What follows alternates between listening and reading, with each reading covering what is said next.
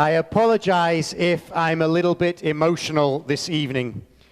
Today was a big day for the Burkeman family as our youngest child moved on from the ELC here at Temple Shir Tikva. I am no longer the father of a preschooler. Instead, I'm the father of a rising kindergartner. There are a lot of feelings attached to this moment.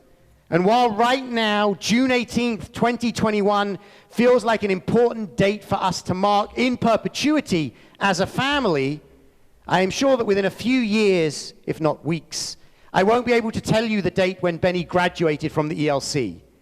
This date will be replaced with other milestones on his life journey, many of which I'm sure will be more significant than today, although right now that's really hard to imagine.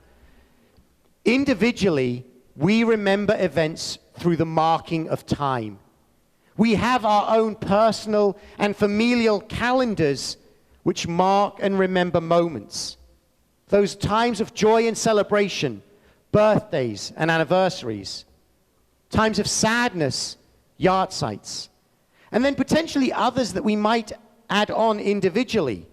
The date of which a person chooses to become Jewish and goes to the mikveh. A date when illness is diagnosed or when someone recovers from illness. All of these find their way onto our personal calendars to be remembered each and every year. And social media does a wonderful job of reminding us every time where we were this time a year ago, 2 years ago, 5 years ago, so that we can't forget any of them. We remember time. And this is a very Jewish endeavor. As Rabbi Abraham Joshua Heschel said in his book, The Sabbath, we as a Jewish community erect palaces of time. We don't have architecture in big buildings that glorify moments or memorial statues to remember where we've been or victories or losses along the way. Instead, we take the calendar, and in the calendar we build time. Shabbat, once a week, a memorial to the creation of the world. Our festivals, remembering various points along our journeys, both ancient and, with the Israeli holidays, more modern. When we think about our Jewish calendar, it's all about how we use time to remember. Remember where we've been and remember where we want to be going. That's the basic idea behind all of our festivals, all of our celebrations. Look back in order that we might look forward. Memory is such an important part of what it means to be Jewish.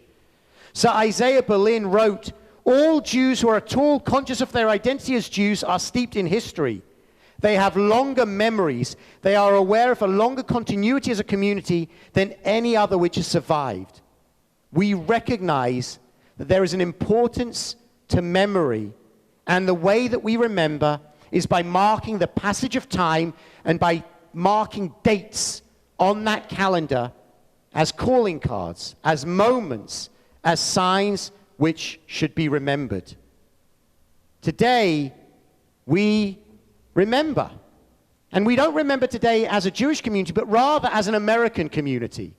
Yesterday was a historic and significant day when President Biden decreed that Juneteenth would be a national holiday moving forward. As the Vice President said on that day, when we establish a national holiday, it makes an important statement. National holidays are something important. These are days when we as a nation have decided to stop and take stock and often to acknowledge our history. It's very American, but it's also very Jewish, those words. That's what we do with each of our Jewish holidays. And when the Vice President described Juneteenth, she shared that it has been known by many names. I'm taking a little bit of liberty here, but the names she shared were Yom Yovel, Yom Cherut, Yom Ha'atzmaut, Yom Shivayon.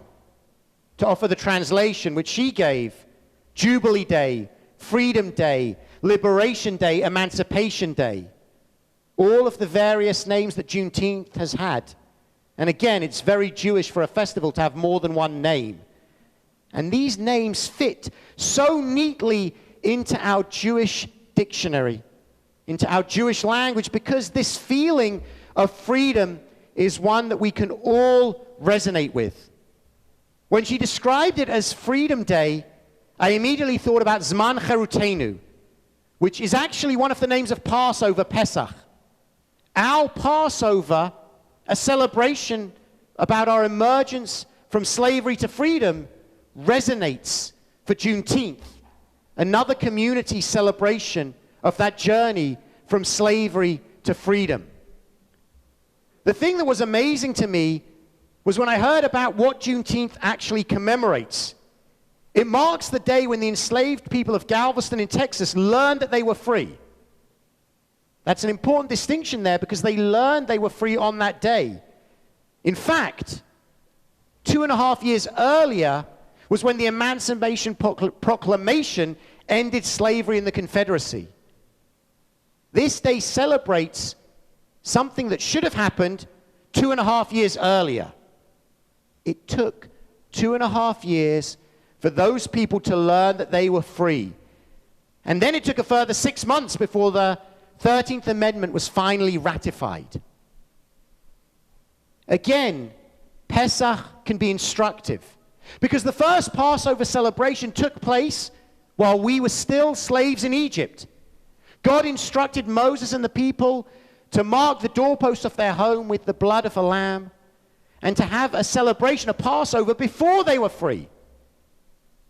It was only from the second Passover onwards that it actually celebrated a freedom that had happened. And as we think about Juneteenth this year, the first year when we celebrate it as an American society as a whole, that's an important lesson for us to take away. Because while emancipation has come, while those people 156 years ago learned of their freedom, we know that not everyone is free. We know that racial inequality still persists in this society, and we know that there is a lot of work for us still to do. Just like at that first Passover, we weren't yet free. On this first Juneteenth, we know that racial equality is something that we still need to be working towards and doing everything that we can to make real. And for us, as a Jewish community, I can think of no better holiday to add to our calendar, the one that celebrates a journey from slavery to freedom, one that remembers where we've been, but more importantly, this year and for subsequent years, calls us to action to bring that freedom to everyone and to make those dreams of that initial holiday a reality with racial inequality, with equality for everyone in our society. And in that way, we don't end today's sermon, as we always do, as the cantor likes to mention, by saying Shabbat Shalom. Instead, today, we say Happy Juneteenth.